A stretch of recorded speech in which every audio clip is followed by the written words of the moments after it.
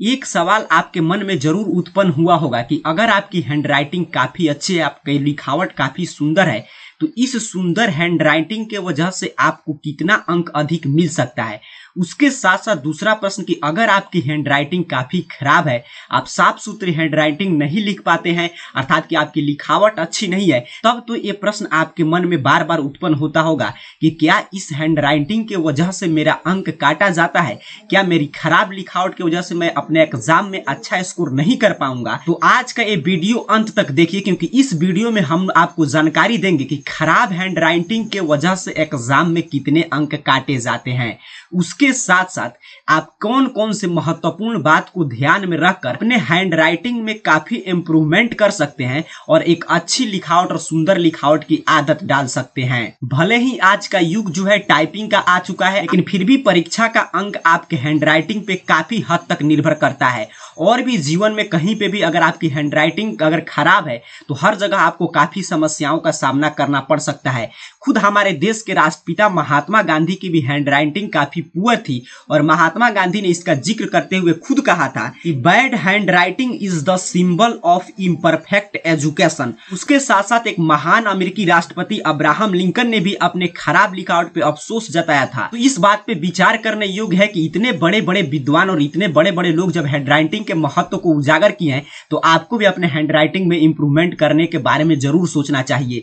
चलिए अब बात करते हैं कि कितना अंक इससे कटता है। तो देखिए, परीक्षा में आपका अंक मिलता है आपके उत्तर पुस्तिका में कितना अच्छा आप लिखे हैं। जनरली ये देखा जाता है कि कोई भी एग्जामिनर जब कॉपी चेक करता है तो सुंदर हैंडराइटिंग वाले कॉपी को पहले चेक करता है और जो लिखावट एग्जामिनर को समझ में आएगा उसी को वो पढ़कर अंक देगा। और अगर आपका लिखावट काफी कमजोर है, काफी खराब है और एग्जामिनर आपकी लिखावट को समझ ही नहीं पा रहा है, पढ़ ही नहीं पा रहा है, तो फिर वो आपको अंक कैसे देगा। तो भले ही आपकी हैंडराइटिंग सुंदर नहीं हो, क्योंकि कुछ छात्रों का बचपन से ही हैंडराइटिंग काफी सुंदर होता है और कुछ छात्र बचपन से 8th 9th 10th 11th में पहुंच चुके हैं, फिर भी आपकी हैंडराइटिंग अच्छी नहीं बनती है, तो इसका सीधे सीधे इफेक्ट आपके मार्क्स पे पड़ेगा। लेकिन इसका मतलब ये नहीं है कि आपका हैंडराइटिंग सुंदर नहीं है तो आप अच्छा स्कोर नहीं कर सकते, आप टॉपर नहीं बन सकते हैं, आप भी अच्छा स्कोर कर सकते हैं। देखिए, यहाँ पे हैंडराइटिंग एग्जाम में स्पष्ट रूप से लिखा जाए कि सुंदर हैंडराइटिंग हमको नहीं चाहिए, बल्कि सिर्फ हमें साफ सुथरी लिखावट की आवश्यकता है। साफ सुथरा लिखावट और सुंदर लिखावट में काफी अंतर है। जैसे हम बात करते हैं कि अगर कोई व्यक्ति सुंदर है, इसका इतना ही तात्पर्य है कि वो प्राकृतिक रूप से सुंदर है, अर्थात कि उसके शरीर का ढांचा काफी सुंदर है।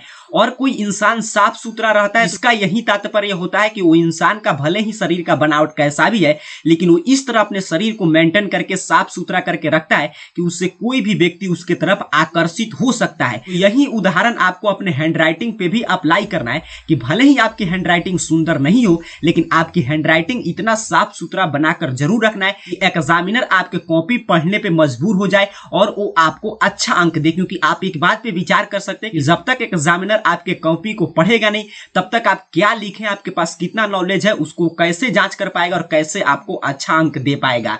चलिए अब बात करते हैं, ऐसे तो आप डेली लिखते होंगे, लेकिन लिखते समय किन किन बातों को आपको ध्यान रखना है जिससे आपकी हैंडराइटिंग अगर सुंदर है तो और उसकी सुंदरता में 4 चांद लग जाएगा। और अगर आपकी हैंडराइटिंग खराब है, जो मैं आगे टिप्स आपको बताने जा रहा हूं, इसका अगर आप ध्यान रखते हैं तो आपका हैंडराइटिंग भले ही सुंदर नहीं हो, लेकिन साफ सुथरा हो जाएगा। और परीक्षा में इंस्ट्रक्शन दिया जाता है कि आपको साफ सुथरा हैंडराइटिंग बनाकर लिखना है। अगर आपकी हैंडराइटिंग साफ सुथरा है तो आपका कोई भी अंक नहीं कटेगा। सबसे पहला आपको लिखते समय ध्यान रखना है कि शब्द और अक्षर को सही तरीका से लिखना है। सही तरीका से लिखने का मतलब क्या होता है कि देखिए, हैंडराइटिंग जनरली 3 तरह से लिखा जाता है।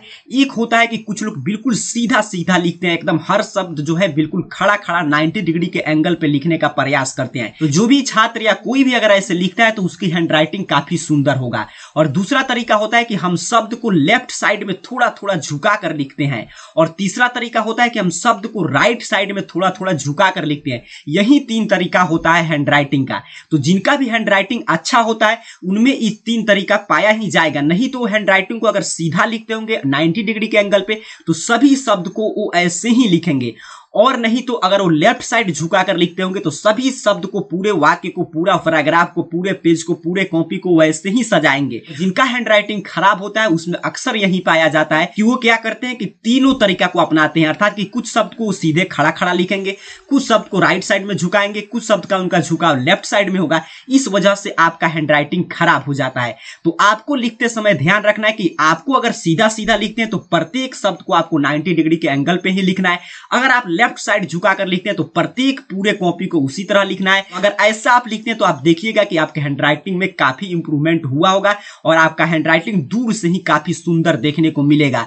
तो उम्मीद करता हूं आपको समझ में आया होगा कि आपको जो ये 3 तरीका है तीनों को मिक्स करके नहीं लिखना है, कोई भी एक तरीका उठा जैसे आप लिखते हो आपको अपने हैंडराइटिंग में देखना है कि मैं किस तरह ज्यादा झुकाव दे रहा हूं, उसी तरह आपको सभी शब्द लिखने का प्रयास करना है। दूसरी महत्वपूर्ण बात जो लिखते समय आपको ध्यान रखना है वो ये है कि आपको शब्द के आकार पर ध्यान देना है, अर्थात कि जितने साइज का आप शब्द लिखना शुरू किए हैं उतना ही साइज का, ये नहीं कि कोई शब्द आप बड़ा लिख दिए कोई छोटा लिख दिए। अगर ऐसा आप गलती करते हैं तब भी आपकी हैंडराइटिंग देखने में साफ सुथरा और सुंदर नहीं लगेगा। तो आप शब्द का एक साइज फिक्स करें और हमेशा ये सुनिश्चित करें कि जितना साइज का आप एक शब्द लिख रहे हैं उतना ही साइज का आपका सभी शब्द होना चाहिए। तीसरा सबसे महत्वपूर्ण कारण होता है कि लिखावट में हम लोग जल्दीबाजी करते हैं, अर्थात कि काफी छात्र क्या करते हैं कि लिखते सोचते पहले हैं और लिखते बाद में है, अर्थात कि वो लिख रहे हैं भले ही अभी दूसरा नंबर शब्द तब तक उनके दिमाग में 5वें 6ठे नंबर आगे के शब्द का विचार चल रहा है। तो ऐसे अगर आप लिखेंगे तो लाजिमी है आपका हैंडराइटिंग खराब होगा। तो आपको क्या करना है, पहले सोच लेना है फिर आपको लिखना है। ये नहीं कि लिख रहे हैं उसके आगे की चीज सोच रहे हैं और जो आप लिख रहे हैं वही चीज आपके दिमाग में चलना चाहिए। अगर ऐसा आप करेंगे तो आपके हैंडराइटिंग काफी साफ सुथरा और सुंदर दिखाई देगा। और लिखते समय आपको साफ सफाई पे ध्यान देना चाहिए। साफ सफाई का मतलब क्या है कि अर्थात कि काटकूट नहीं होना चाहिए, क्योंकि हैंडराइटिंग में अगर आप ज्यादा काटकूट करेंगे तो आपका हैंडराइटिंग हो जाएगा हड़प्पा सभ्यता की लिपि की तरह, कि जिसको आज तक हमारे इतिहासकार पढ़ने की प्रयास कर रहे हैं लेकिन अभी तक कोई पढ़ने में सफल नहीं हुआ। तो उसी तरह आपका हैंडराइटिंग हो जाएगा। आप ज्यादा काटकूट करेंगे तो आपका भी हैंडराइटिंग हड़प्पा सभ्यता की लिपि की तरह हो जाएगा। उसे एग्जामिनर बार बार पढ़ने का प्रयास करता है, अगर आपकी हैंडराइटिंग उसको समझ में नहीं आता है तो आपको अंक नहीं देगा। तो आपको क्या करना है कि जल्दबाजी नहीं करना है। अगर आप जल्दबाजी करेंगे, आप सोचते जा रहे हैं, आपको सोचते हुए पता चल गए तीसरे वाक्य पे लिख रहे हैं अभी पहला वाक्य, तब तो आप काफी काटकूट मचाएंगे और आप जितना ही ज्यादा काटकूट मचाएंगे तो आपका अंक भी एग्जामिनर काट लेगा। तो आपको क्या करना है, सुनिश्चित करना है कि आपको काफी कम कहीं पे गलती करें तो उसको भले ही घेर दे लेकिन सोचे कि एक पेज में 1-2 से ज्यादा गलती नहीं हो, अर्थात कि काटकूट से आपको बचना है। और इसके अतिरिक्त कुछ टिप्स की बात करें तो आपको लेखन सामग्री पर भी ध्यान देना चाहिए कि आप कैसा कलम कैसा कॉपी यूज करते हैं, इसका भी आपके लिखावट पे काफी प्रभाव पड़ता है। तो कुल मिलाकर आज की इस वीडियो की मैं आपको सारांश बता दूं तो जो टिप्स बताया गया है अगर इसकी अप्लाई आप करते हैं, क्योंकि आप लिखते तो प्रतिदिन है लेकिन इन सभी बातों को ध्यान में रखकर आप लिखेंगे तो देखेंगे आपकी हैंडराइटिंग काफी सुंदर हो गया है।